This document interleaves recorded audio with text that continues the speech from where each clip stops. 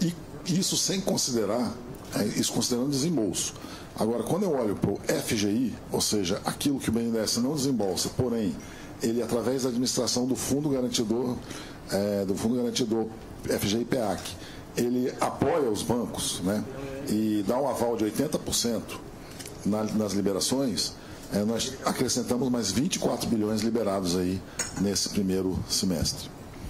Outro recorte importante é o agronegócio. O agronegócio teve um primeiro semestre, lembrando que o primeiro semestre é um semestre onde não existe ainda o plano safra, né?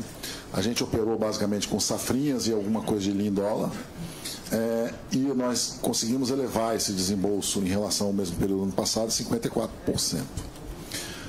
Quanto aos indicadores aí, os indicadores de controle, os indicadores importantes do BNDES, a gente vai destacar também a Basileia, que se eleva nesse trimestre, e a inadimplência, que atinge um patamar histórico. Historicamente, eu particularmente nunca tinha visto uma inadimplência tão baixa, né? 0,01%. O lucro do BNDES no primeiro semestre contábil foi de 9,5 bilhões e o lucro recorrente foi de 3,7 bilhões. Detalharemos também nos próximos slides todas essas informações. Vamos adiante. Primeiro, a questão dos destaques operacionais. Pode passar. Bom, aqui a gente vê um histórico de desde 2019, sempre olhando o primeiro semestre, né, de cada um desses anos, onde nós vemos as consultas, nós vemos as aprovações e nós vemos os desembolsos, né, que são fases de uma operação de crédito dentro do BNDES. E a gente percebe que, tanto em todos os três índices, foram os maiores índices dos últimos anos, né?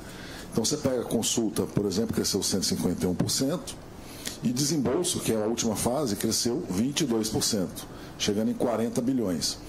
Quando eu olho para julho, né, coloco julho na história, ou seja, janeiro a julho contra janeiro a julho de 23 contra 22, o crescimento é de 31%. Né? Eu posso falar aqui, não está na apresentação, mas eu posso falar. Mas foi maior que o primeiro, com certeza, bem maior. Os dois. Adiante. Bom, como é que essas consultas elas se dividiram entre os setores da economia, né? Então, a agropecuária ela cresceu 166%, a consulta. A indústria, 154%. Comércio e serviços, 68%. E a infraestrutura, carro-chefe aí dessas consultas, 175%. Podemos passar? Micro, pequena e média empresa, eu antecipei aqui, nós tivemos um desembolso de 18,9 bilhões, 53%, desembolso não, aprovação, 53% superior ao mesmo semestre do ano passado, e sem considerar o FGI-PEAC, que foram mais 24 bilhões, que não saiu do balanço do BNDES, mas o BNDES viabilizou a colocação desse crédito no mercado. Adiante. E o desembolso está aqui, ele está separado em operação direta e indireta. Direta aquela que o BNDES assume o risco, e indireta aquela que ele repassa para a rede bancária trabalhar. Você vê que o comportamento foi parecido nas duas. Adiante. Também dividimos o desembolso por setor, tivemos crescimento em todos os setores, né? Aqui a infraestrutura com 17%, a indústria com 11%, comércio e serviço com 21% e a agropecuária com 54%, 40,6 bilhões o total. Adiante. E aqui um detalhamento do mês de julho, né? Antecipando aqui então os 7 primeiros meses do ano. Crescimento de 137% em relação ao ano passado na consulta e de 31% no desembolso. Adiante. Bom, agora eu vou falar um pouco sobre os resultados financeiros. Desembolso, já falei bastante, né? 40,6 bi. A carteira de crédito, ela aumentou 5%, 479 bilhões. A inadimplência atinge 0,01%, com queda de 0,16%, era 0,17 no final do ano, 0,13 no primeiro trimestre e 0,01 agora. Índice de Basileia, 34,4%, um aumento de 1% em relação aí ao primeiro trimestre. Não é? E o lucro líquido recorrente, 3,7 bilhões, ele caiu 45% em relação ao mesmo período do ano passado, já explico o motivo. Consequentemente, o ROI 5,8%, com a queda de 6 pontos. Adiante. Bom, primeiro, como é que o lucro contábil de 9,5 bilhões, ele na realidade é um lucro recorrente de 13,7. O lucro recorrente é um lucro que a gente gosta de informar porque é aquele que se repete a cada ano e ele é decorrente das operações tradicionais do BNDES. A gente tira do lucro contábil e para chegar no recorrente aquilo que foi excepcional no período. E aí nós tivemos aí o principal motivo, o dividendo da Petrobras, que foi 4,8 bilhões. Não é? E apesar do banco ser acionista da Petrobras e sempre vai ter dividendo, mas nós entendemos que a magnitude não deve se repetir. Por isso ele foi tirado do lucro contábil e o lucro recorrente ficou sem esse valor. Os outros itens são menos importantes, não é? O mais importante aí é o dividendo da Petrobras, com certeza. Adiante. Bom, e aí a principal informação sobre a motivação pela queda do lucro recorrente. Eu já havia antecipado isso na divulgação do primeiro trimestre. Ocorre o seguinte, o BNDES, o ano passado, devolveu 72 bilhões de reais ao Tesouro Nacional, sendo que 45 bilhões foi devolvido em novembro, sem mesmo que a gente tivesse recebido as operações que haviam lastreado esses empréstimos. E, apesar de legal, foi feito por exigência do TCU com o Ministério da Fazenda, mas do ponto de vista financeiro, ele provoca um impacto em resultado, muito simples. Se eu tenho 72 milhões no caixa, ou ele está emprestado, ou ele está aplicado em títulos do governo, rendendo Selic. Tira esse valor, e esse valor estava no caixa do primeiro semestre do ano passado, você tira do caixa, você perde essa receita. E esse valor aí de 3,4 bilhões, que é a principal diferença, boa parte dele é decorrente dessa devolução. Então, a explicação pela qual o lucro recorrente ele cai é essa, né, principalmente. Né. Existem outras razões aqui que estão descritas aí, depois nas perguntas a gente pode detalhar. Algumas melhoram o resultado, outras pioram, mas essa aí foi a principal diferença em relação ao primeiro semestre do ano passado. Adiante. A carteira de crédito, apesar do desembolso recorde, aqui está dividido nos 2 trimestres, mas o BNDES ele tem devoluções, ou seja, pagamentos, né, de dívidas, de empréstimos lá do passado, sob uma base inclusive maior. Né? E com isso, para que a carteira volte a crescer, a gente precisa desembolsar mais ainda. Mas por hora, o desembolso que nós tivemos, pelo menos ele está estabilizando a carteira, que vinha caindo sucessivamente nos últimos anos. Né? Nós conseguimos nesse momento estabilizá-la e futuramente, quando o desembolso do BNDES subir, a gente deve começar a subir essa carteira de crédito novamente. Pode passar? Bom, aqui é uma visão diferente, é a primeira vez que a gente está divulgando dessa forma. É uma visão de como é que o balanço do BNDES, os ativos do BNDES, estão em relação aos seus principais objetivos, não é? Que é a questão do desenvolvimento social e a questão do meio ambiente, da transição energética, da transição ecológica. E o BNDES tem uma metodologia própria, na qual ele classifica as operações de crédito de acordo com o objetivo daquele empréstimo, se ela vai para um desenvolvimento social, se ela vai para um desenvolvimento ecológico. E aí nós temos o primeiro número, 56% do ativo do BNDES, que dá 267 bilhões, está sim atuando nessa direção, ou seja, ele está com objetivos de desenvolvimento sustentável e ele está com algum tipo de atuação no sentido de melhoria da transição energética, da transição ecológica. Quando eu olho para o desembolso do primeiro semestre, 10,7 bi foram destinados ao que nós chamamos de economia verde, 15,6 bi foi destinado a algum tipo de desenvolvimento social.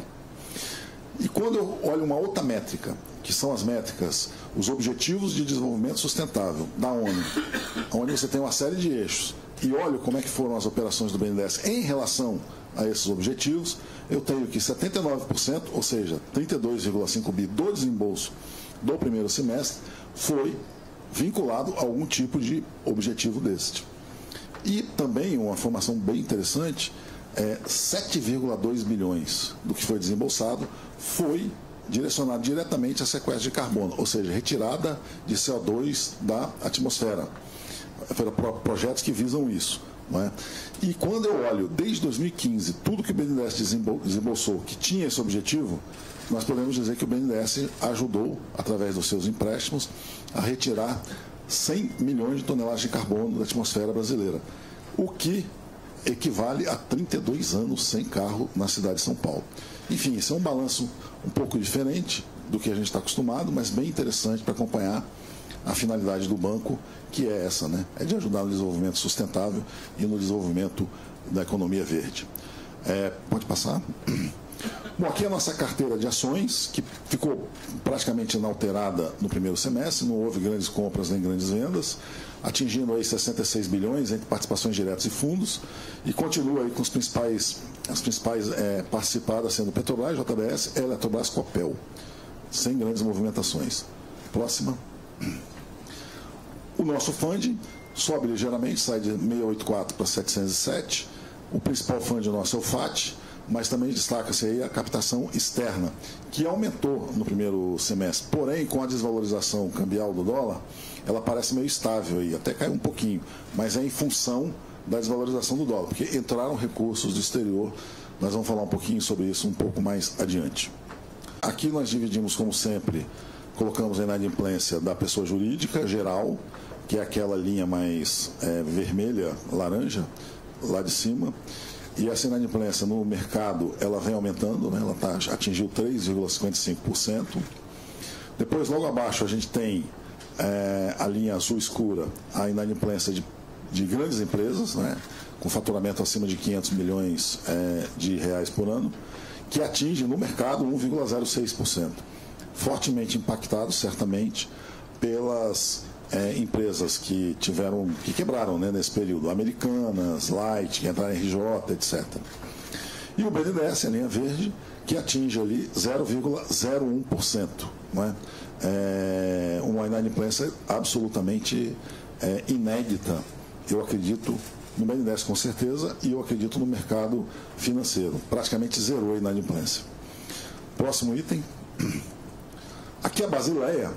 A Basileia do BNDES, ela atinge 34,4%, cerca de 1,3% maior do que no primeiro trimestre. Apesar de alta, ela vinha caindo nos últimos 3 trimestres anteriores, e nesse trimestre ela sobe. O motivo é um só. Os dividendos pagos pelo Banco ao Tesouro, eles caíram de 60% para 25%. Né? Aquele lucro que nós demos no ano passado, que foi de 40 bilhões, ele só foi pago 25% de dividendo, cerca de 11 bilhões. E aí, com isso a gente conseguiu capitalizar no patrimônio do BNDES 75% do lucro e, consequentemente, a Basileia, quando você tem um aumento do patrimônio líquido, ela melhora. Foi essa a motivação pela qual ela chegou a 34,4%. Um número muito bom também, bem acima dos 10,5% mínimo regulatório exigido pelo Banco Central. Pode passar? Bom, eu encerro aqui então a primeira parte, passo para o Nelson, que vai falar um pouco sobre como que nós chegamos nesses números aí que foram apresentados e também sobre as perspectivas futuras. Bom, boa tarde a todos. Só para botar um contexto então do início dessa nova gestão do BNDES. Nós todos sabemos que a transição do governo anterior para o governo atual foi relativamente longa.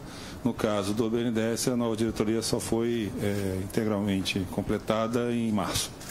Alguns diretores tomaram posse em janeiro, outros em fevereiro e outros em março. Nós tivemos que lidar também com esse ano com o efeito de fim do redutor da TLP. Traduzido do economês, o que isso quer dizer? Quando a TLP foi criada, ela tinha previsão que ela seria igual à taxa de 5 anos que o Tesouro paga, mas havia uma implementação gradual.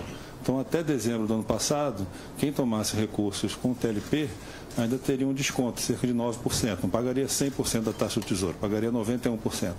Isso tem o efeito de que quem tinha projetos para financiar a infraestrutura antecipou esses projetos para o segundo semestre do ano que vem, que causa um vale no início desse ano, mas agora a gente trabalha para isso voltar ao normal e já tem aumentado os desembolsos de infraestrutura. Como o Alexandre já colocou, houve muitas devoluções ao Tesouro no ano passado, que acabam comprometendo o resultado no curto prazo. Tivemos no início desse ano o evento Americanas, que aumentou a demanda por crédito do BNDES, principalmente a demanda por garantia, a partir do Fundo Garantidor de Investimento do BNDES, o FGI-PEAC. E assim como toda a economia brasileira, sofremos as consequências de elevadas taxas de juros reais, que levam ao adiamento também de muitos projetos de investimento na expectativa que o juro real caia. A gente acha que agora, com o início da queda da Selic e principalmente com a queda da TLP, vários projetos que hoje são consultas ao BNDES serão transformados efetivamente em aprovações e desembolso para aproveitar agora essa janela de juros de médio prazo um pouco mais baixa. Entre as principais medidas que nós conseguimos implementar nesse ano, várias delas em parceria com outros órgãos de governo ou com o próprio Congresso Nacional, está a transformação do FGI-PEAC em um fundo permanente. Ele tinha a previsão de acabar no final desse ano. Então, hoje é um fundo que o BNDES continuar operando, possibilitou que a gente ampliasse as garantias. Foram criadas linhas em dólar para o setor agro, em 4 bilhões, e para o setor de indústria, em 1 bilhão, principalmente para exportadores que conseguem fazer o hedge. Houve um aumento do plano safra. No último plano safra, o BNDES teve 25,4 bilhões. Neste plano safra estão previstos 38,4 bilhões, entre recursos regulados e recursos livres. Retomamos a atuação com estados e municípios, anunciando que o BNDES tem, nesse mandato, de 23 a 26, 30 bilhões de reais disponíveis para emprestar a estados e municípios. Houve retomada do Fundo Amazônia, com várias doações internacionais e, novamente, reativação de aprovação de projetos. Retomamos as captações externas. Hoje temos em negociação cerca de 5,2 bilhões de reais, daria 25,2 bilhões de dólares, que daria cerca de 25 bilhões de reais. E já houve uma primeira captação internalizada de 750 milhões de dólares junto ao BID, Banco Interamericano. E participamos ativamente, voltamos a participar ativamente do mercado de debêntures, participando das duas maiores debêntures incentivadas lançadas no Brasil. Passar, quem está pilotando? Destacando esse último ponto, só para lembrar, o BNDES participou da debênture da Iguaçu, são as duas debêntures de empresas de saneamento, ou de consórcios de saneamento.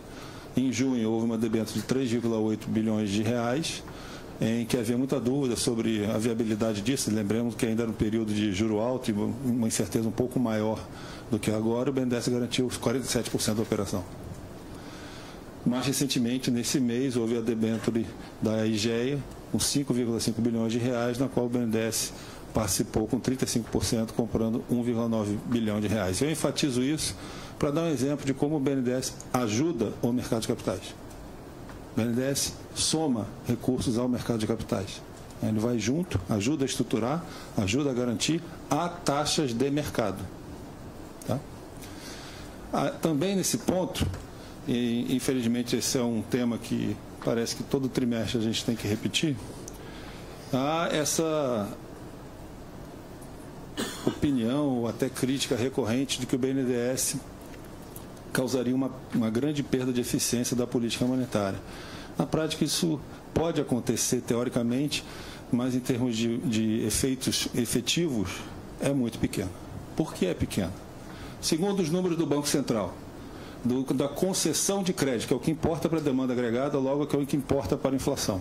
Da geração de crédito, nos 12 meses acumulados até junho de 2023, 89% foram feitos com recursos livres. 11% foram feitos com recursos direcionados. Desses 11 pontos percentuais, 1,4% foi o BNDES. A maior parte dos recursos do crédito com recursos direcionados no Brasil há muito tempo, o que é feito no setor habitacional com recursos do FGTS e da poupança, e do rural com recursos da poupança rural e dos depósitos à vista. Outros direcionados somam 1,7%. Se eu considerar somente os 11 pontos ali do total de concessões com recursos direcionados, 36,3% são feitos com taxas de mercado e 63,7% com taxas reguladas. O BNDES, a maioria dos empréstimos do BNDES é feita com taxas de mercado, porque eles são feitos vinculados à TLP, que nada mais é que a taxa de 5 anos paga pelo Tesouro. A maior parte dos recursos do BNDES é feita em operações de crédito com taxas de mercado. Assim como eu falei no último apresentação de resultado, repito aqui, nem todo recurso direcionado é recurso subsidiado. Nem todo recurso direcionado é recurso subsidiado, usando as definições do Banco Central. Pode passar? Aí é o nosso registro do trabalho de vocês, né? Várias das nossas ações têm sido registradas na mídia, agradeço a cobertura dos diversos veículos, e dentre essas notícias que a gente destacou aqui, eu queria mencionar que o BNDES vai fazer concurso.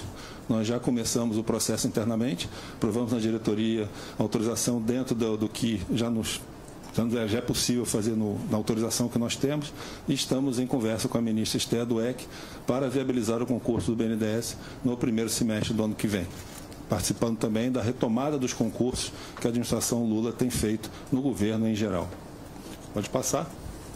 No plano da formulação, como vocês acompanham, o governo Lula recentemente anunciou 3 grandes iniciativas complementares. Nós temos o plano Mais Indústria do vice-presidente Alckmin, ministro do Desenvolvimento, Indústria e Comércio. Nós temos o novo PAC lançado aqui no Rio, na última sexta-feira, pelo ministro Rui Costa. E nós temos o plano de transformação ecológica do ministro Haddad. Aqui é uma tentativa de mostrar como esses planos são complementares. Tem algumas medidas que estão nos 3, ali, meio ambiente, questões sociais, desenvolvimento de cadeias produtivas. Tem medidas que estão no plano de transformação ecológica no novo PAC, como transição energética e infraestrutura verde. Tem medidas que estão no plano indústria e no PAC, como a conectividade, digitalização e a inovação de defesa nacional. E tem medidas que estão na transformação ecológica e na indústria, como o programa de estímulo à bioeconomia, bioinsumos. E o BNDES tem ajudado os 3 ministérios nos 3 planos. O BNDES voltou, não só no crédito, mas também na formulação para implementação, monitoramento e execução de políticas públicas. Pode voltar? Resumindo o novo PAC, como o ministro Rui Costa anunciou, 1,7 trilhão de investimento no total, sendo 1,4 trilhão neste mandato e 0,3 depois desse mandato, distribuído em 9 eixos. Aqui é só para ilustrar para vocês que são 9 eixos, todos eles obviamente importantes, alguns com mais recursos, outros com menos, devido às características dos investimentos. Os principais recursos estão no transporte eficiente e sustentável, ou seja, logística, com quase 350 bilhões. Temos quase 610 bilhões de cidades sustentáveis e resilientes. Aí a atuação do BNDES em transporte público, saneamento, é muito importante.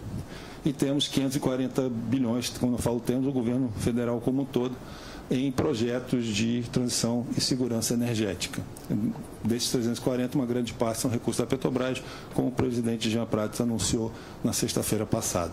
Sobre o PAC inclui, obviamente, obras paradas, obras que estão recomeçando e novos projetos. É natural que o novo governo recomece um projeto de investimento, completando obras que estão paradas. Lembrando que investimentos não duram 4 anos necessariamente. Tem projetos que duram mais de 4 anos. Então, é normal que isso inclua obras e andamentos. E o PAC é uma forma do governo federal monitorar os investimentos nos quais ele tem um papel mais relevante, seja diretamente, em que ele faz o recurso, ele faz o investimento com recurso público, seja indiretamente via seus bancos públicos, ou seja também diretamente via investimentos que dependem muito de regulação por parte do governo, como, por exemplo, mercado de carbono, regulação do setor elétrico, regulação de novos combustíveis renováveis. Então, essa é uma forma de o governo monitorar a sua atuação, e o BNDES vem trabalhando com a Casa Civil na construção, execução e monitoramento desse plano. Pode passar? Das medidas institucionais, a Casa Civil incluiu no novo PAC várias sugestões do BNDES, que eu fiz só um resumo, algumas delas vocês já conhecem, só que qual é a diferença? Hoje essas sugestões não são mais sugestões somente do BNDES. Hoje elas são medidas do novo Programa de Aceleração do Crescimento do Governo Federal. Nossas sugestões foram aceitas, se transformaram agora em prioridades para todo o Governo Federal. Dentre essas 12 principais medidas, ou 12 trabalhos do BNDES no PAC, nós temos a redução do custo de crédito para inovação, já foi aprovado pela Câmara, falta a resolução do CMN. Isso deve ser aprovado no CMN de agosto, né? A diversificação das taxas de juros paga ao FAT é aquela proposta que a gente vai pagar ao FAT não só a TLP, mas também Selic, com a taxa pré do Tesouro, subsídio zero. Isso vai no projeto de lei ao Congresso Nacional nas próximas semanas, está sendo finalizado pelo Ministério da Fazenda, pela Casa Civil. Emissão de letra de crédito ao agronegócio por operação indireta, também uma medida legal que vai nesse projeto de lei ao Congresso Nacional. Aprimoramento do Fundo Garantidor de Investimento, o FGI, com inclusão de empresas de construção civil. Hoje esse fundo é principalmente uma micro, pequena e média empresa. Houve uma demanda de se criasse, assim como você tem o FGI PEAC, para apoiar a micro, pequena e média empresa, a gente criasse um subgrupo com FGI Infraestrutura ou FGI Construção, para apoiar a recuperação da engenharia nacional. Linhas de financiamento para as frotas municipais de ônibus elétricos. Nós vamos lançar um amplo programa de financiamento para prefeituras, estados, trocarem a sua frota, que isso vai levar vários anos, mas começa agora. A criação da letra de crédito de desenvolvimento, que também é uma medida legal, vai no projeto de lei ao Congresso. Um projeto de lei aperfeiçoando os critérios de financiamento da exportação, para deixar claro o que pode ser feito e o que não pode ser feito, eliminando a incerteza jurídica que paralisou parte do financiamento das exportações e autorizando o BNDES a criar o BNDES Exim Bank, uma subsidiária e maior impacto no financiamento do comércio exterior. A estruturação de um fundo de investimento agro, chamado FIAGRO, uma parceria com o Ministério da Agricultura, para atrair recursos internacionais. O BNDES participaria como cotista, mas haveria recursos internacionais para a recuperação de terras degradadas, né? Então, o BNDES e a BNDES-Par estruturando esse fundo e atraindo recursos privados. Novamente, o BNDES se somando a recursos privados, não substituindo. Ampliação do FG Energia, que é um fundo garantidor baseado em recursos do setor elétrico, recursos da ANEEL, que a ANEEL recebe e aporta nesse fundo. Ele tem sido pouco utilizado, o setor de energia pediu que ele seja mais utilizado, isso foi incluído no PAC também, a partir de uma sugestão do Ministério de Minas e Energia. A estruturação de PPPs de infraestrutura social e ambiental, o BNDES já vinha fazendo na gestão anterior, só que agora a ideia é que isso tenha uma amplitude maior, com alguma chamada pública para prefeitos e governadores para fazer infraestrutura social, escola, hospital, infraestrutura ambiental, manejo de florestas e parques. E as duas últimas iniciativas são, que eu queria destacar, que é o novo Fundo Clima e o Fundo de Investimento em Infraestrutura Social. Pode passar? O Fundo Clima ele foi criado em 2009, na administração Lula, na COP15 em Copenhague. Hoje esse fundo já existe, ele tem uma carteira de 2,3 bilhões de reais. Neste ano estão previstos num novo aporte de aproximadamente 600 milhões, que aumentará bastante. Para vocês terem uma ideia, antes o desembolso desse fundo era de 200 a 300, esse ano vai ter 600. E o mais importante, o Ministério da Fazenda, como está hoje, acho que no Valor Econômico, assessor do ministro Haddad, Rafael do B, anunciou que isso é a peça central do Plano de Transição Ecológica, a parceria entre o BNDES e o Ministério da Fazenda, a partir de umas discussões que começaram lá em fevereiro. Nós, como administradores do Fundo Clima, sugerimos a capitalização desse fundo em complemento à iniciativa do secretário Seron de emitir Green Bonds ou Sustainable Bonds. E como anunciado pelo Ministério da Fazenda hoje, a expectativa é de capitalizar ou aportar nesse fundo cerca de 10 bilhões por ano. 10 bilhões de recursos novos por ano para financiar a transição energética, a recuperação de áreas degradadas e todos os investimentos associados ao enfrentamento da mudança climática e para a preservação do meio ambiente. Por último, Fundo de Investimento em Infraestrutura Social, ou FIIs. Esse nome ainda é um nome tentativo, pode mudar. Essa foi uma iniciativa que surgiu nas discussões do PAC, enquanto nós discutimos o Fundo Clima, que já existe, será capitalizado. Houve a pergunta, e para o social? Tem um fundo para a infraambiental. E para a infraestrutura social? Seria possível criar um fundo equivalente? Então, a partir de uma solicitação do próprio governo, nós sugerimos a criação de um fundo financeiro para investimento em infraestrutura social, replicando o modelo do Fundo Clima. Então, esse é um projeto de lei que está sendo finalizado.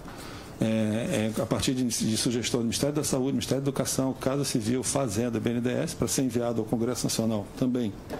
E provavelmente ainda vai levar algumas semanas. E a ideia é que ele possa apoiar com financiamento, garantias e com participação do governo federal em investimentos de estados e municípios, então, principalmente para financiar investimentos em escolas e hospitais. Qual o governo federal pode assumir uma parte do investimento, ou o governo federal pode financiar o investimento dos prefeitos e governadores com taxas favoráveis, assimilar o que já acontece hoje com o Fundo Clima. Então, dentro do novo PAC, tem duas novidades. Você tem um Fundo Clima agora muito maior, que será abastecido para emissão de Green Bonds, e você tem um Fundo de Investimento em Infraestrutura Social, que será abastecido por Sustainable Bonds, que são títulos emitidos para financiar investimentos sociais. É isso, obrigado. Eu deixo para fazer minha fala depois. Vamos para as perguntas. É muita informação, senão acaba se sobrepondo. Bom, pessoal, só falar o nome, o veículo, antes de fazer a pergunta, por gentileza. Pergunta do trimestre, né? Isso. O lucro contábil, que foi de 9,5 bilhões, 5,5 foi no segundo trimestre e 4 no primeiro. E o lucro recorrente, que foi de 3,7 bilhões, 2 foi no segundo trimestre e 1,7 no primeiro. 2 redondos? Oi? 2 redondos? Arredondados aqui, né? Para facilitar. Só para conferir, contábil no segundo tri 5,5, recorrente 2 bilhões, é isso? É isso. Tá. Boa tarde a todos. Rodrigo Viga, Reuters e Jovem Pan. Queria fazer uma pergunta, por gentileza, para o presidente Mercadante ou para o ministro Nelson. Desculpa, Nelson. Diretor Nelson e para o Alexandre também. Com relação, a gente viu que na sexta-feira, no lançamento do novo PAC, tinha ali um montante de mais de 300 bilhões destinados para financiamentos. Mas na fala do Mercadante, ele fala em bancos públicos em geral, salvo engano, 440 bilhões. Qual efetivamente vai ser a cota-parte em recursos do BNDES para financiar esses projetos? No passado recente, havia uma lista de empresas aqui, por uma série de fatores e de questões, elas se tornaram quase que impeditivas ou proibidas de tomar financiamento com o BNDES, por conta de tudo que foi dito, falado e também investigado. Haverá uma blacklist, uma lista de proibidos, ou todas essas construtoras, sozinhas ou não, poderão tomar recursos do BNDES? E para fechar também, a gente viu que no primeiro semestre 40 bilhões, sem embute o mês de julho, julho já foi melhor. Para o fechamento do ano em termos de desembolso, estão trabalhando com que expectativa? Aquela de 100 bilhões ou mais de 100 bilhões, 110, 120, continua de pé? Ou diante desse cenário de um primeiro semestre de juros muito altos, fica difícil de viabilizar? Obrigado. Apesar dos primeiros semestres ter juros muito altos, nós temos tido o impacto da fraude das americanas, mais recuperação da Oi, Light, Minerva, só 5 empresas eram 100 bi. O mercado de capitais teve uma queda de 37% nas emissões. E os empréstimos às pessoas jurídicas das empresas caiu 6,5% no primeiro semestre. Entanto, o BNDES teve um aumento de desembolso de 31%.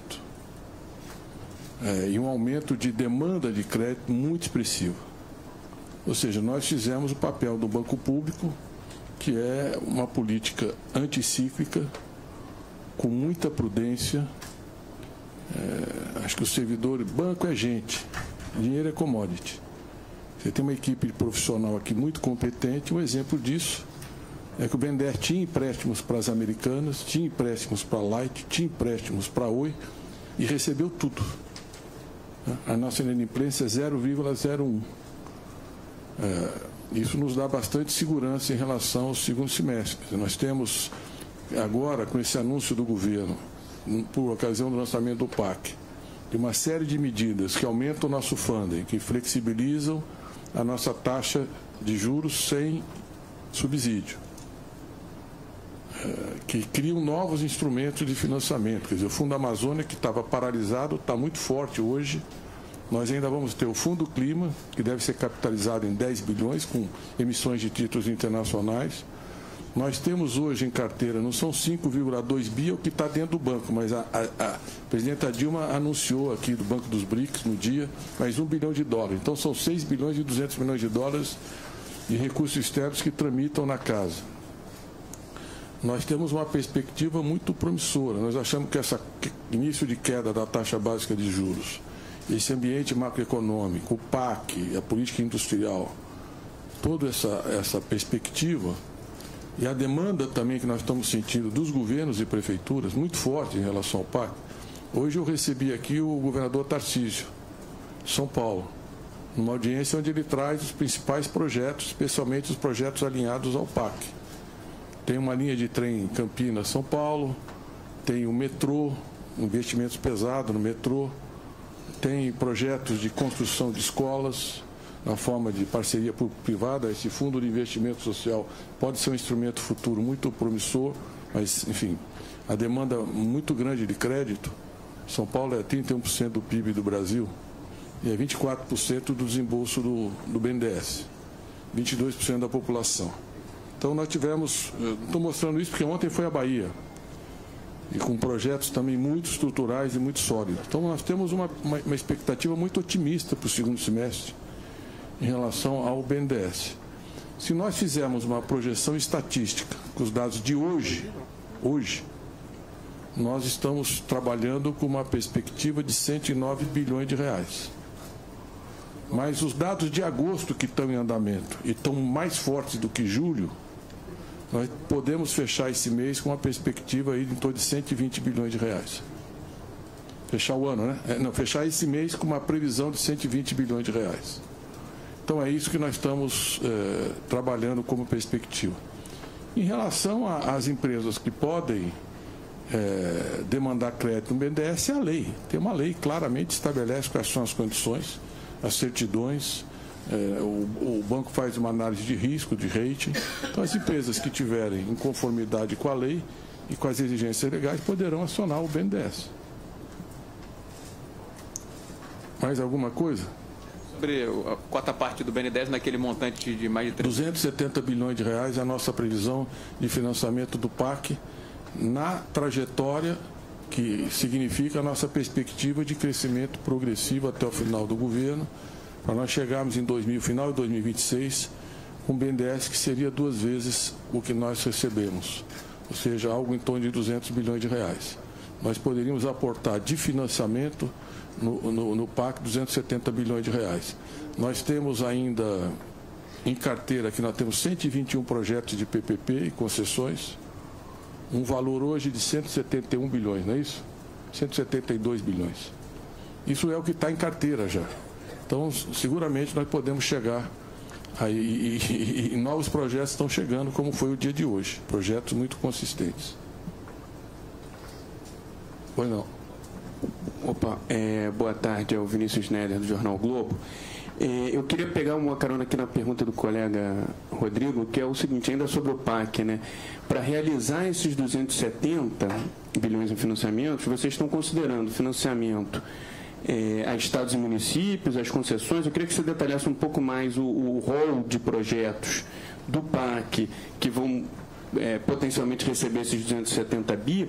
E a outra questão é a seguinte, se esses 270 bi, eles hão de ser realizados, executados de qualquer forma, com o simples andamento do PAC, ou se a implementação daquelas medidas que entraram no rol das medidas institucionais do PAC, inclusive o ajuste no juro, na TLP, no juro do BNDES, na forma de captação e remuneração do FAT, se elas precisam ser efetivadas para que chegue a 270 bi. Obrigado. Bom, primeiro tem 2 lados, um demanda, outro fund. Né? De demanda, esse 270 bi foi um número construído conjuntamente com a Casa Civil a partir dos projetos que eles elencaram e projetos que estão na carteira do BNDES ou com perspectivas de entrar na carteira do BNDES. Então, só desses 270 deve ter quase, se eu não me engano, deve ser quase 50 bi de infraestrutura por ano, só a infraestrutura se dá 200. São projetos de infraestrutura que o BNDES tem em perspectiva ou já está executando, são prioritários para o governo ou o governo elencou como prioritários e o BNDES pode executar. Os outros 70 estão distribuídos entre indústria, serviços e outras atividades. Nós podemos fazer essas, dentro desses 270, estamos falando sobre demanda, direcionamento. 200 é infraestrutura, 70 é o resto. Dos recursos, são com recurso do FAT e está previsto aí o crescimento do Fundo Clima. Não está previsto ainda o Fundo de Investimento em Infraestrutura Social, que poderia aumentar isso, mas está previsto o Fundo Clima 10 bi por ano. Assumindo que você vai começar a emitir agora, pode ser Se for 2023, 2024, 40 bi de funding. Aí não é demanda, entendeu? É de funding. Ou, se for só a partir de 2024, 30 bi de fundo clima nesse pacote. Tá?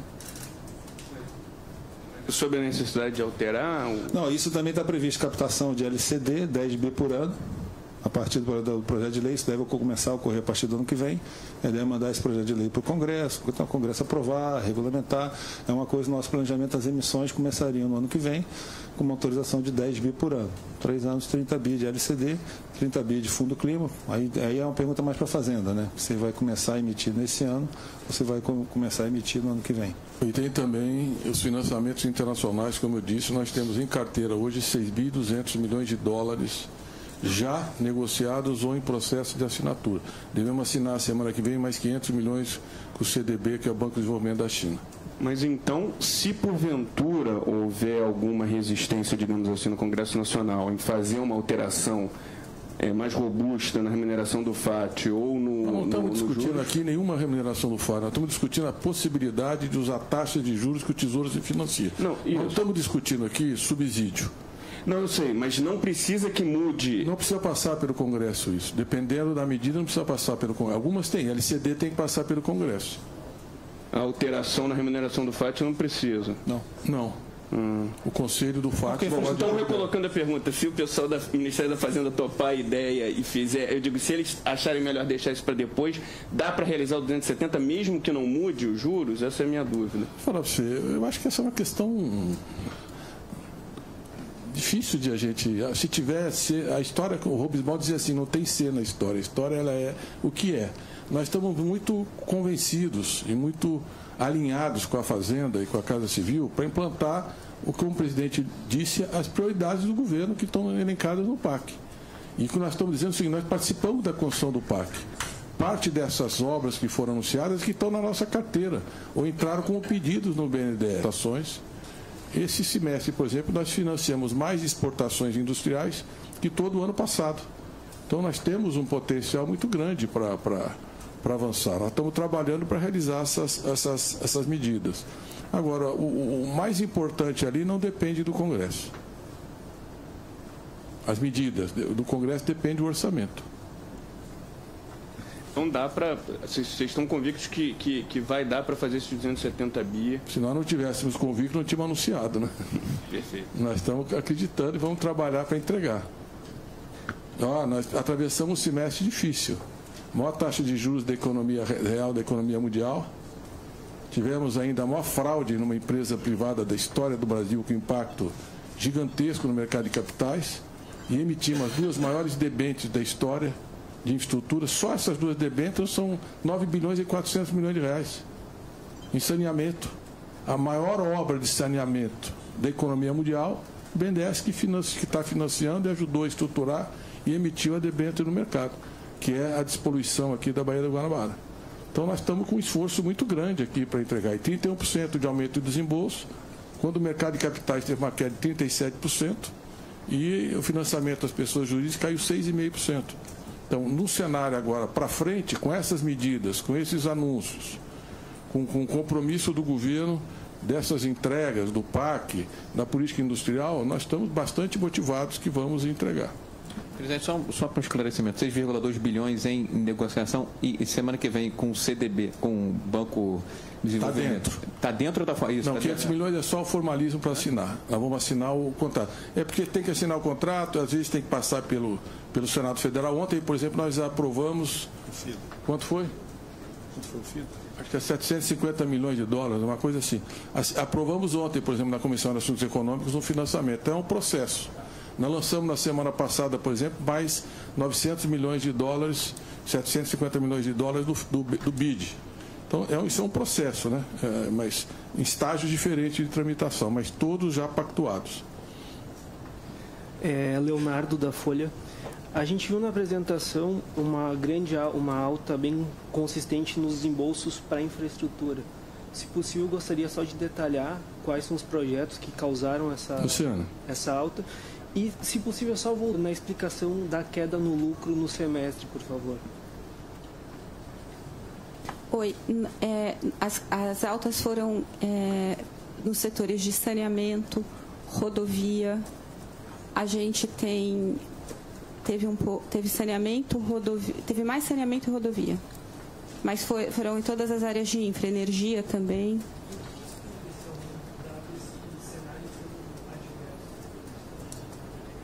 Na verdade, embora as taxas de juros sejam altas, o BNDES ele tem linhas muito longas. As linhas em infraestrutura vão até 35 anos, em energia até 24 anos. E alguns projetos eles não podem parar. Então, ainda que a taxa esteja alta, como a gente tem vantagens de prazo, os clientes tomaram. E agora vai acelerar mais ainda. Sobre as taxas de juros, só explicar, deixar uma coisa clara aqui que o Gordon está alertando, é o seguinte: algumas taxas já passaram pelo Congresso, TR já passou, Câmara e Senado, são 5 bilhões de reais, que nós teríamos por ano, só falta o Conselho Monetário Nacional regulamentar, que deverá acontecer esse mês. Então, isso em 4 anos são 20 bilhões de reais. Nós estamos trabalhando em parceria com a FINEP, são 40 bi, estamos criando um sistema de inovação aí, que eu acho que pode ser bastante promissor. O Fundo Clima já existe a legislação e também reduz a taxa de juros expressivamente. A taxa de juros hoje do Fundo Clima é 3% ao ano. Se você capta 10 bi, você tem 10 bi a 3%, ou seja, melhora o blend para financiar. O que nós podemos fazer é, inclusive, aumentar, dependendo do programa do Fundo Clima, tem uma taxa de juros um pouco maior, etc. Mas hoje é 3%. Não precisa passar, já foi aprovado pelo Congresso Nacional. Estou dando um exemplo. O Fundo de Investimento Social é um fundo novo, terá que ser votado no Congresso. Agora, a flexibilização das taxas em relação a determinadas remunerações, por exemplo, o governo já autorizou a gente usar a Selic no caso do Plano Safra. Sim. Já autorizou. Nós estamos utilizando o Selic no Plano Safra. Então, tem algumas medidas que são pontuais. Agora, alterar a TLP só pelo Congresso. Nós não estamos tratando aqui, voltando, nós não estamos tratando aqui de subsídios via TLP. Bom, com relação ao lucro... Alexandre, acho que eu vou acrescentar uma coisa. Em infraestrutura, na verdade, nos últimos anos, teve uma contração de desembolso. Quando a gente olha, os desembolsos nos últimos anos caíram muito. Então, tem uma demanda reprimida para a infraestrutura. Quando nós chegamos, a gente resolveu... Essa é uma diretoria pragmática, pró-business. A gente olhou os projetos de infraestrutura que faziam sentido e resolvemos acelerar. Então, teve também uma aceleração de negócio e de foco. Um exemplo, hoje a conversa com o governador Tarcísio, vários projetos já estão em negociação, em construção, tanto a estrutura da infraestrutura, quer dizer, como é que nós estamos estruturando o projeto, como a estrutura financeira do financiamento. O BNDES dá muita credibilidade a essas parcerias e é um parceiro indispensável, que não é um parceiro oportunista de curto prazo. É alguém que entra para ficar, ajudar a resolver e está presente nos momentos difíceis. É o exemplo do saneamento que eu disse aqui. Eu vou ler só aqui o trecho da carta. Da carta não, de uma manifestação pública do parceiro, no caso da infraestrutura. Saneamento no Rio. Para não ficar na boca... botar na boca de terceiros. Ele diz o seguinte, ó, o BNDES, isso aqui é o diretor da EGEA, Águas do Rio. O BNDES é um dos grandes parceiros da EGEA Águas do Rio nesse projeto de exposição da Baía da Guanabara e transformação do Rio de Janeiro com impacto positivo para todo o Brasil. Ousamos dizer que este é o maior projeto ESG em andamento no mundo. É um projeto gigante. Nesse ambiente pós-americana, não se viabilizaria se nós não tivéssemos entrado com equity e entrado com financiamento. Então é isso, o banco ajuda a construir soluções criativas e inovadoras de infraestrutura. Nós estávamos ontem aqui, por exemplo, os chineses, o governo da Bahia, para a ponte Salvador-Itaparica, uma ponte de 12,5 km. Também é a mesma discussão, a criatividade, o papel do BNDES em montar a operação financeira, em viabilizar o investimento. Explicando então, voltando à questão do lucro recorrente, né, que caiu, acho que essa pergunta, nesse gráfico aqui, que está sendo mostrado de novo, a gente separa quais foram os efeitos, né? Onde está em vermelho, diminuiu em relação ao primeiro semestre do ano passado. Onde está em azul, melhorou. Então, o que eu mencionei foi que o principal motivo, ou seja, 3,4 bilhões a menos, vieram em função do fato do BNDES ter devolvido o ano passado 72 bilhões de reais ao Tesouro. É muito simples, você tem 72 bilhões no seu ativo, ou você mantém em tesouraria e aplica em título público, ou você empresta. Você retira esse dinheiro do caixa, você fica sem essa possibilidade. Sendo que com o agravante que 45 bilhões, que foi a segunda devolução, né, que foi uma de 27, e uma de 45, que foi em novembro, o BNDES devolveu antes mesmo de receber o recurso dos empréstimos que ele havia feito em TJLP, ocasionando um descasamento. Não é? Então isso não tem mágica, isso provoca um resultado menor. As outras coisas também aconteceram, vou até falar aqui. Teve melhora, por exemplo, no resultado da BNDES Par, 400 milhões. Teve melhor, como a gente pagou menos dividendos, a gente pagou menos correção do dividendo. Melhorou também. E teve, por incrível que pareça, aumentou o imposto pago. Vai falar, pô, mas você deu menos lucro, maior imposto? Pelo seguinte, porque o ano passado, boa parte dos dividendos foram pagos em JCP, que tem isenção de imposto de renda e tal. Aí a gente acabou pagando um pouco mais.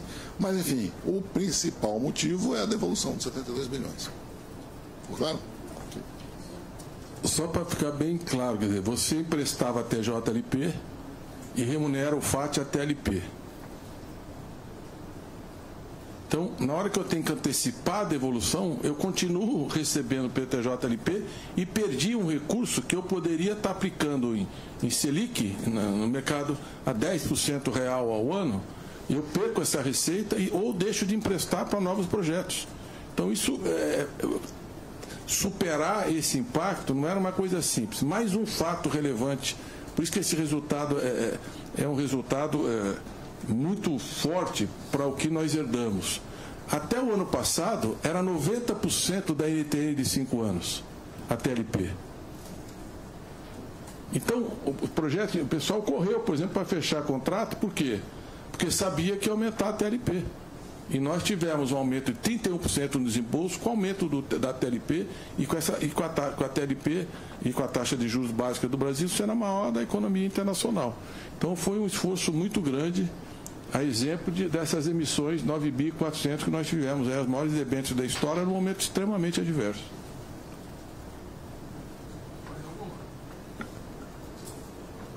Boa tarde, aqui é a Juliana do Valor Econômico. O senhor falou sobre a TLP e falou que depende do Congresso, mas houve algum tipo de conversa? No passado recente vocês já falaram sobre isso, até que queriam apresentar uma proposta até abril. Queria saber como isso avançou. O que nós temos, as medidas que nós temos são essas que foram anunciadas, são medidas de governo, anunciadas pela Casa Civil na apresentação do PAC e pactuada intragoverno, com a Fazenda, BNDES, enfim, todo o Ministério do Planejamento, todas as instâncias do governo. São essas medidas. O que não está aí, não está na pauta nesse momento. Nós não estamos discutindo. Agora nós queremos implantar essas medidas que foram pactuadas. Não tem... O que tem é flexibilização dos indexadores, ou seja, poder usar Selic, LTN, NTN, os indexadores que o Tesouro usa para se financiar. Que a gente possa usar esses indexadores, porque tem nuances, dependendo do tipo de contrato que você vai desenvolver, e facilita muito a gestão do BNDES. Por exemplo, em relação ao Plano Safra, que tudo é calculado com Selic. Quando eu enfio a TLP, eu gero um desajuste. E como a TLP é a inflação mensal, ela tem oscilações muito fortes. Então, o que nós estamos solicitando é flexibilização com os indicadores que o próprio governo usa para financiar seus títulos. Tá certo? Ou seja, nós não estamos tratando aqui de subsídios do Tesouro. O nosso esforço é para deixar de transferir recursos do BNDES na escala que foram transferidos para o Tesouro. É isso que... Quem tem que desmamar é o Tesouro do BNDES. Presidente. Não estamos discutindo aqui recurso do Tesouro. Deixa eu só colocar mais uma questão. Desculpa. Oi, boa tarde. Eu sou Maria Clara Machado, da Megawatt. Queria perguntar se vocês podem detalhar um pouco mais os investimentos em energia e checar se vocês têm algum comentário sobre a questão da Copel, que foi privatizada, né, e o BNDES optou por manter as ações.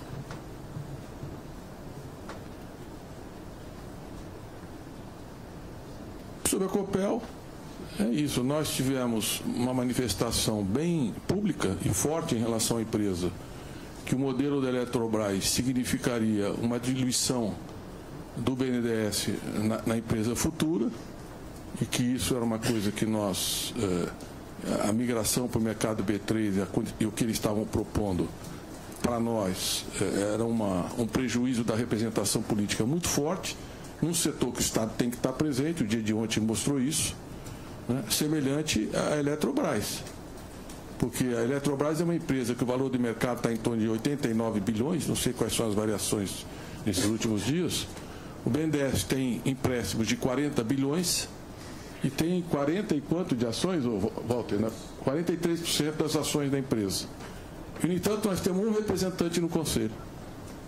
Como é que uma empresa que vale 49, nós temos 43% das ações e nós temos 40 bilhões de crédito e o Estado brasileiro, num setor estratégico, uma empresa integradora de energia, num país continental, e o Estado não tem representação. E é o acionista minoritário de referência, exemplo da Light. Na hora da crise, quem é acionado é o Estado, para aportar recursos e resolver os problemas. Então, são temas que nós queremos. Nós não vamos abdicar dos direitos políticos, essa gestão, ao contrário do que aconteceu no passado recente do BNDES. Nós queremos respeito, como qualquer outro investidor, ao espaço que nós temos direito de ter nas empresas. Certo, obrigada. E em relação aos investimentos em energia, vocês podem comentar, detalhar um pouco? Sim. Esse número de infraestrutura é infraestrutura e energia. Em energia aconteceu a mesma coisa que aconteceu com a EGEA, com Iguá. Houve operações em que, se o BNDES não tivesse ancorado ou aumentado participação, não teriam saído. O BNDES continua focando energia. No momento, a gente tem... A maior carteira do BNDES é a carteira de energia ainda. Nós estamos olhando, o BNDES construiu o setor de renováveis, daqui para frente está olhando em continuar investindo, suportando renováveis e focando hidrogênio verde, combustível de baixo carbono, combustível sustentável de aviação. Então, a gente tem mapeado todos os projetos desses combustíveis do futuro e o banco vai continuar apoiando. Coisa também que eu vi, que eu queria esclarecer, que é importante. No caso do saneamento, foram 2 debêntures. Na primeira, o mercado estava com aversão ao risco das americanas, nós entramos e viabilizamos e adquirimos 49. Na segunda, a crítica é assim, o BNDES não precisava ter participado. Não, nós participamos e reduzimos o preço. Ao reduzir o preço, no futuro, o usuário vai pagar uma prestação menor de saneamento. E para a empresa operadora do serviço, é o melhor parceiro. É aquele que está ajudando a financiar e gerando mais recursos para investir na ponta, que é o objetivo do projeto, que é o saneamento básico no Rio de Janeiro. Então, não só nós estruturamos todas as operações, como, eu volto a dizer, o BNDES não abre mão dos seus direitos em relação à representação nas empresas que nós somos acionistas e, eventualmente, em outras operações que viemos a fazer. Mercadante, só me tira uma dúvida, por gentileza. Essa participação societária da União é via BNDES na Eletrobras, os 43%, ou é meio que pulverizado? Isso é soma dos dois. Soma União e BNDES. Tá. E uma outra dúvida, por gentileza, com relação àquilo que a gente falou. Não, o PGR, o Procurador-Geral da República, deu um parecer favorável à ação da AGU, em que o BNDES é amicus curiae e citou, ao entrar na ação, exatamente o posicionamento do BNDES, que em síntese é isso que eu disse aqui. Tá. Por gentileza, com relação a 2 assuntos importantes, alusivos ao BNDES, Tesouro e Governo, tem a ver com dividendos e essa devolução de recursos. Esse ano, em termos de pagamento de dividendos, vai bater ali no teto, vai continuar com o teto de 25% ou não? Então, essa é uma pergunta. E com relação à devolução de recurso, quanto do remanescente vocês pretendem devolver? Eu sei que tem uma discussão dentro lá do TCU, salvo engano. Como é que estão essas negociações e por quanto tempo vocês gostariam de diluir e alongar em toda essa discussão aí sobre mamadeira ou desmame? Brincadeira, né? Do Tesouro Nacional. Nós queremos que o BNDES pague 25% de dividendos. Ele não pagava historicamente, não faz sentido pagar 60%. Descapitaliza o banco. É o que nós estamos mostrando aqui. E agravado por essas antecipações ao TCU, que nós já devolvemos ao Tesouro 270 bilhões de reais a mais dos subsídios que foram aportados no passado. E postergar ou parcelar já foi feito na pandemia. Então, hoje nós temos, e além disso, esses recursos não incidem sobre o superávit primário. Então, não tem incidência sobre a meta de superávit. Então, faz todo sentido nós temos um parcelamento para que a gente tenha, já que nós não estamos solicitando recursos do Tesouro, nós estamos buscando recursos internacionais, nós estamos lançando títulos a mercado, por isso que queremos novos instrumentos. E nós precisamos que os recursos que o BNDES gera na sua carteira de desembolso possa realimentar o investimento, o financiamento para o crescimento da economia. Porque o ponto central, inclusive para o equilíbrio financeiro sustentável do Estado, é crescer, é gerar receita, é gerar emprego, é produzir. Como disse o presidente, nós queremos gerar emprego com o novo PAC, um volume de investimento que gera emprego, que gera crescimento, que gera salário, que gera desenvolvimento. Então, é por isso que nós queremos que o BNDES possa ter funding para cumprir. E tudo isso sem aportar recursos do Tesouro. Vamos para a última, gente? Só para ficar claro, 25% ad eterno. Essa é a ideia de vocês. O ad eterno fica para você. Não chego a tanto. Tudo bem, pelo menos durante os próximos 4 anos. Eu já disse, mas é o seguinte, o BNDES, a maioria dos bancos de desenvolvimento no mundo, são 500. Nós fizemos um estudo, eu mando para vocês, se vocês tiverem interesse, Gabriel.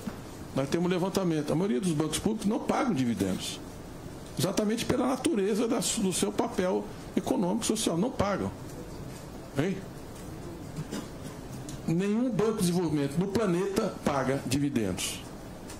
Nenhum. O BNDES não pagava historicamente. Nós tivemos um esforço tremendo de descapitalizar e fragilizar o banco. E nós não aceitamos esse caminho. Esse governo, o presidente Lula, o nosso programa, o Estado, e com a crise climática, vamos também olhar uma coisa aqui que eu acho que é importante. Com a pandemia, o pós-pandemia e agora a guerra, os países ricos não vieram com os recursos para enfrentar a gravidade da crise climática. Onde estão os 100 bilhões de dólares prometidos? Não estão. Ou nós geramos recursos, e o mercado não resolve a crise, porque o custo da transição energética, da transição climática, ele é elevado. Então, os bancos de desenvolvimento que respondem por 10% do PIB do planeta, eles precisam ser fortalecidos. Ontem o Willa, do BID, estava dizendo exatamente isso. Nós precisamos sair da escala dos bilhões para trilhão, se nós quisermos enfrentar a crise climática. Falando um pouco do desafio. Por isso, os bônus verdes, os bônus sustentáveis, o Fundo Clima, nós estamos buscando inovar e criar instrumentos para fazer isso. Uma das medidas, o esforço fiscal do governo é fundamental, o arcabouço fiscal é muito importante, mas nós não podemos pagar mais do que 25% de dividendos para cumprir aquilo que o governo espera do banco, que é o PAC, que é a política industrial. Só na política industrial são 65 bilhões de reais a demanda de crédito. Mais 65. Mais alguém? A última, gente? Deu? Já que ele falou parcelamento por quanto tempo vocês estão imaginando que seria razoável na devolução? Você que está passando pelo TCU. Assim que concluir, eu falo para vocês a negociação. Ad eterna. Valeu, gente. Obrigado. Valeu.